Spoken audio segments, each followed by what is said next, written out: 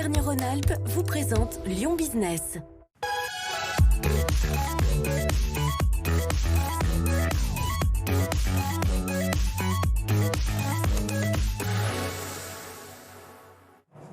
Lyon Business, c'est votre rendez-vous le mardi, vous le savez, consacré à l'écho sur BFM Lyon. Bienvenue.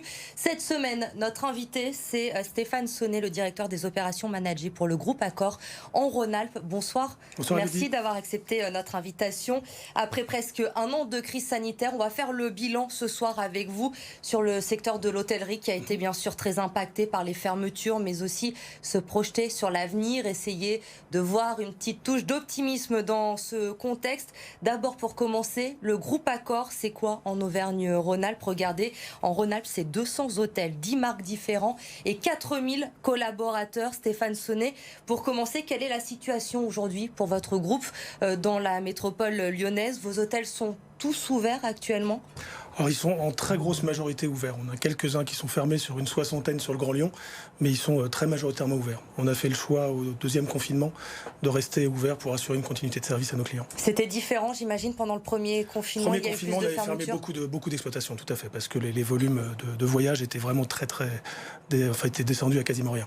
Aujourd'hui, donc les hôtels sont ouverts. Vous avez recours tout de même au chômage partiel, j'imagine. Tous vos salariés ne travaillent pas. On a bien évidemment recours au chômage partiel, puisque l'activité globalement a été à peu près divisée par deux pour toute l'hôtellerie en région Rhône-Alpes. Donc on est obligé de s'adapter, de faire appel aux dispositifs de l'État qui sont, je le rappelle, assez exceptionnels quand même pour notre secteur, et de s'organiser avec beaucoup de polyvalence, beaucoup de flexibilité de la part des équipes pour arriver à adapter globalement nos ressources au volume de clientèle qu'on accueille. La part de vos salariés en chômage partiel aujourd'hui, ça représente quoi? C'est très variable d'un hôtel à un autre. On a des hôtels qui tournent avec plus ou moins d'activité, donc c'est très variable sur les jours de la semaine. On est généralement pas mal occupé du lundi au jeudi, et des occupations beaucoup plus creuses sur les autres jours. Vous parliez de la baisse de fréquentation, on imagine qu'elle est importante pour vos hôtels sur 2020, ça représente quoi?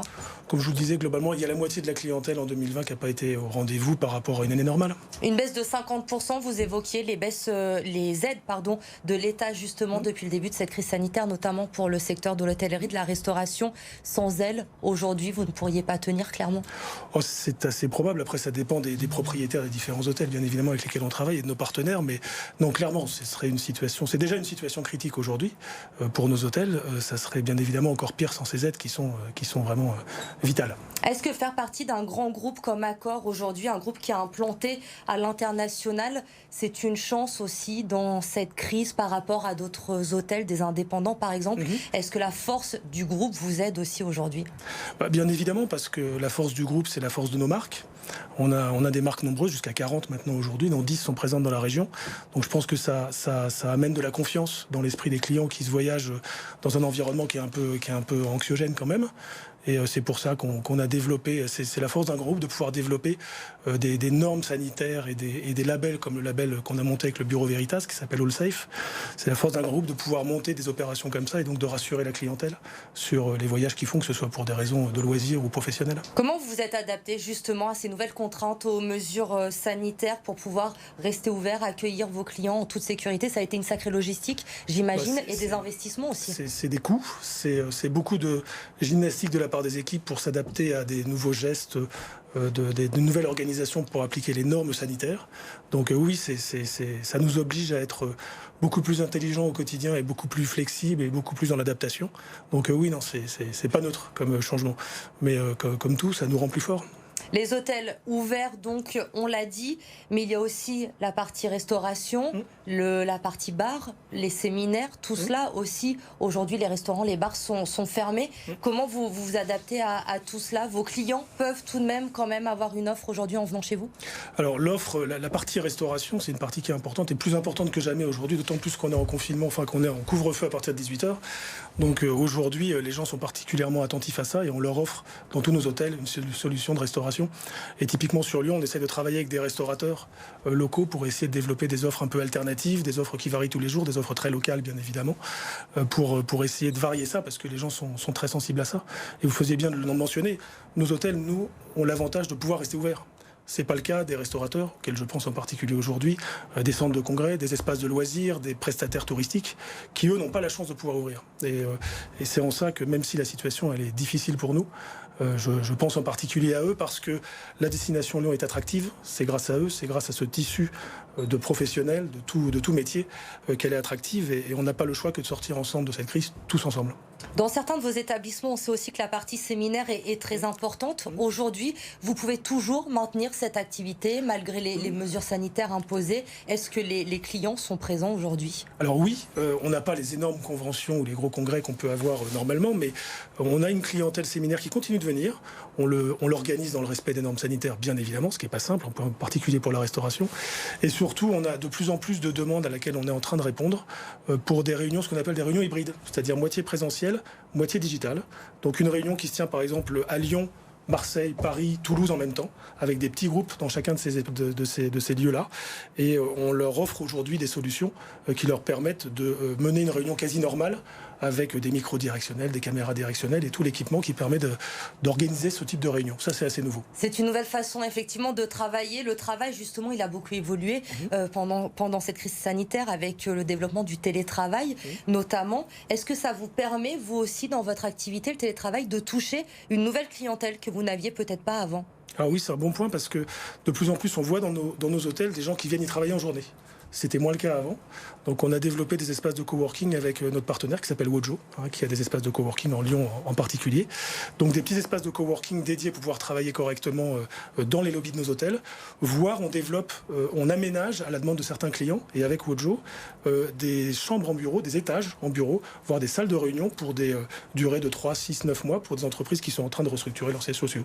Donc de plus en plus, c'est quelque chose qu'on développe. Ouais. C'est quelque chose, vous pensez, qui va se généraliser dans l'avenir, les espaces de coworking? Vous allez devoir travailler avec ça dans vos établissements? Oui, parce que je pense que l'organisation du travail dans toutes les entreprises, elle change avec cette crise et elle va changer sans doute assez durablement. Et donc la flexibilité et puis qu'offrent nos hôtels, avec généralement des réceptions ouvertes 24 heures sur 24, des fitness, des piscines parfois, de la restauration, du parking facile, peut amener des entreprises effectivement à choisir de manière plus ou moins durable un hôtel pour y faire travailler ses équipes. Un mot sur votre clientèle également. On le sait, depuis 10 jours maintenant, les frontières sont fermées avec les pays hors Union européenne. Le tourisme a fortement chuté ces derniers mois. Le tourisme d'affaires également. Votre clientèle, elle a changé. Vous avez dû vous adapter pour attirer de nouvelles personnes aussi? Alors la clientèle a changé, effectivement. Les grands groupes en particulier, les voyageurs des grandes sociétés sont assez peu présents parce que là, effectivement, on est en télétravail souvent. Par contre, les indépendants, les petites entreprises continuent de voyager pour aller décrocher des contrats et continuer d'exercer leur activité. Donc c'est ces gens-là qu'on a dans nos hôtels essentiellement aujourd'hui. Les réunions, on en a parlé. On continue d'avoir des séminaires, mais sous des formats un petit peu différents. Et puis on a cette clientèle touristique, alors internationale, qui n'est pas là, bien évidemment, ou très peu là. Par contre, on a du loisir local. C'est-à-dire ce qu'on appelle le staycation en anglais, c'est de plus en plus des gens qui vont à l'hôtel à côté de chez eux le week-end se faire un petit moment de décrochage et de déconnexion avec le domicile dans lequel ils passent pas mal de temps et qui vont se faire plaisir. On le verra pour la Saint-Valentin le week-end prochain. Il y a plein de packages qui fleurissent et qui montrent que l'activité et la créativité de l'hôtellerie est toujours là.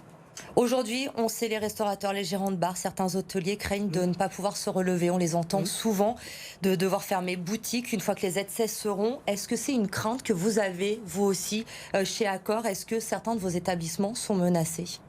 Je refuse d'y croire pour l'instant. Aujourd'hui, on pense avec l'actualité que l'on voit tous les jours, on pense que malgré tout, on va sortir de cette crise dans un terme qu'on commence à voir de plus en plus précisément, même s'il est très incertain.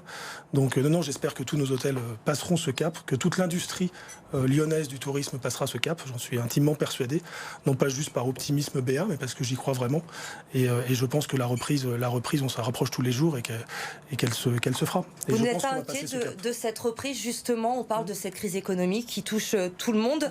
Selon vous, quand tout cela sera derrière nous, quand on pourra reprendre une vie à peu près normale, l'activité suivra obligatoirement? Vous l'avez peut-être constaté entre juin et octobre, quand les mesures se sont allégées, le business a repris? Bien évidemment, on l'a vu, l'été dernier a été plutôt bon sur l'hôtellerie, parce que les gens avaient besoin de voyager. Ils avaient été cloîtrés pendant quelques mois.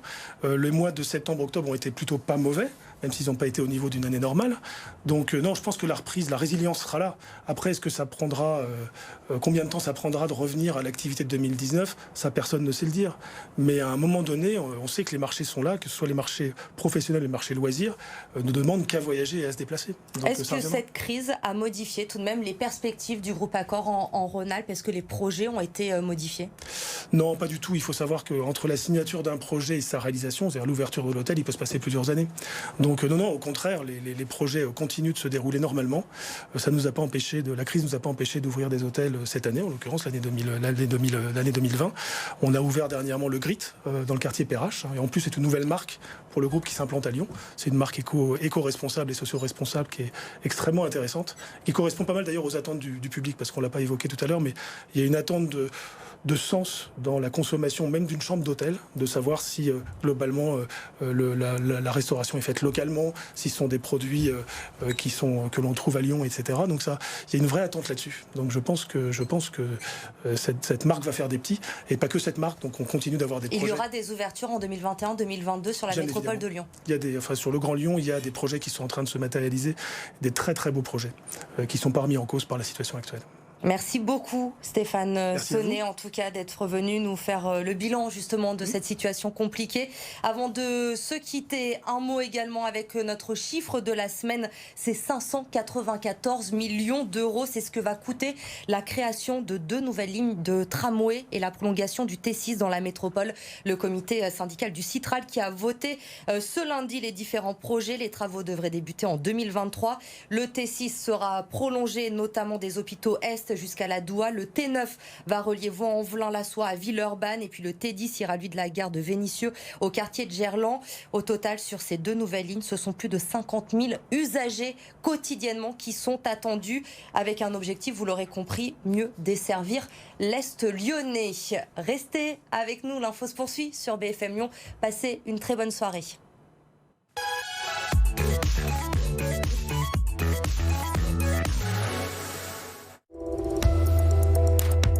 La région Auvergne-Rhône-Alpes vous a présenté Lyon Business.